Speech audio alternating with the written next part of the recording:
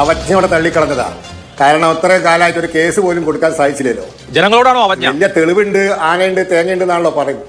അല്ല, എതിരാളികളോട്. നിങ്ങളും ആ കൂട്ടത്തിൽ പെട്ടതാണല്ലോ. നിങ്ങളിപ്പോ കോൺഗ്രസിന് വേണ്ടി കഷ്ടപ്പെടുകയാണല്ലോ.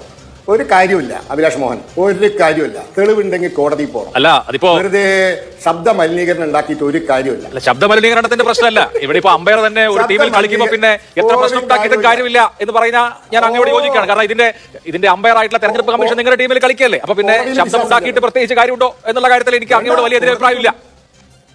അതെ, ഞങ്ങളെ മിടുക്കാണ്. സുരേന്ദ്രൻ പറഞ്ഞില്ലേ, ഇനിയും ചേർക്കും 29-നും ചേർക്കും, 34-നും ചേർക്കും. തൊണ്ടയിലെ വെള്ളം വറ്റിക്കണ്ട, ഒരു കാര്യമില്ല. അല്ല, ഒരു കാര്യമില്ല എന്നുള്ള കാര്യം ഞാൻ ആദ്യമേ യോജിച്ചു. കാരണം അമ്പയർ ഒരു ടീമിൽ കളിക്കുന്ന മത്സരത്തിൽ പിന്നെ നമ്മൾ എത്ര പറഞ്ഞിട്ടും കാര്യമില്ല എന്നുള്ള കാര്യത്തിൽ ഞാൻ അങ്ങോട്ട് യോജിച്ചു. അവിടെ വിഷയമില്ല. ഞാനൊന്ന് പറഞ്ഞോട്ടെ. അഡ്ജുഡിക്കേറ്റ് ചെയ്യണമെങ്കിൽ ഭരണഘടനയും റെപ്രസെന്റേഷൻ ഓഫ് പീപ്പിൾസ് ആക്ടും ഒക്കെ ഞങ്ങളും വായിച്ചിട്ടുണ്ട്. ഒരാൾക്ക് 2 ID കാർഡ്. എന്താലേ നോക്കിങ്ങള് അഡ്വക്കേറ്റ് എന്നാ പറഞ്ഞു.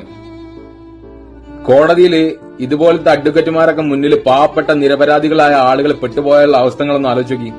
നമ്മൾ ഈ കോടതിനെ കുറ്റം പറയുന്നുണ്ടല്ലോ, കോടതിയിൽ നീതി കിട്ടിയില്ല എന്നൊക്കെ പറഞ്ഞിട്ട്. കോടതിന്റെ മുന്നിൽ തെളിവുകളാണ് നോക്കുക.